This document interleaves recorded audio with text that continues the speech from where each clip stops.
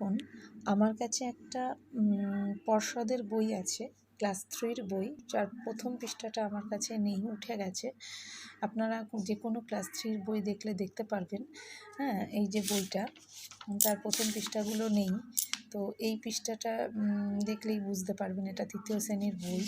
তো এই বইটার একদম যে শেষটা রয়েছে, শেষের দিকটা যেখানে ভাষা পাঠটা শুরু হয়েছে, যেখান থেকে পৃষ্ঠা নাম্বারটা আমি বলে দিচ্ছি, এখানে আছে, এখানে পৃষ্ঠা নাম্বারটা হচ্ছে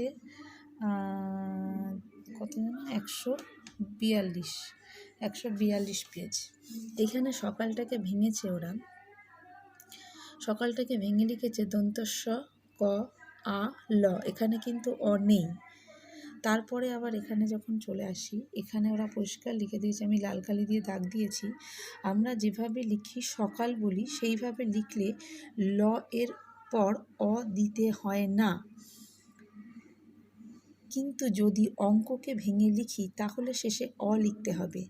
এইখানে কিন্তু অ হবে, কিন্তু লাস্টের উচ্চারণ অনুযায়ী যখন আমি সকাল, সেখানে কিন্তু অ দিতে হয় না। ঠিক সেইভাবে এরা এখানে রবীন্দ্রনাথটাকেও ভেঙেছে, রবীন্দ্রনাথটাকেও বর্ণ বিশ্লেষণ করে লিখেছে। এই যে পুরোটাই দেখো লাস্টের থ, কিন্তু এখানে কিন্তু অ নেই। এখানে যেমন আছে রব, রবটাকে ওরা ভেঙেছে র যোগ ব, অ যোগ ব, এখানেও কিন্তু শেষে কিন্তু অ নেই।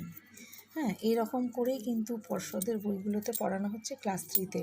সেই রকম করে একইভাবে ক্লাস 4-এর বইটা এই মুহূর্তে আমার কাছে নেই, ওখানেও যে নরহরি দাসটা রয়েছে, সেই নরহরি দাসের প্রশ্নগুলো দেখলেই বোঝা যাবে, ওখানে যে অনুশীলনীর যে বর্ণ বিশ্লেষণগুলো রয়েছে সেগুলো ভালো করে দেখলেই বোঝা যাবে যে এখানে কিন্তু ওই প্রশ্নের অ্যান্সারটা কিন্তু অপশান ডি হবে, মানে বর্ণ বিশ্লেষণের যে কোশ্চেনটা আছে A1-এর সম্ভবত ওটা মনে হয় 40 নম্বর কোশ্চেন।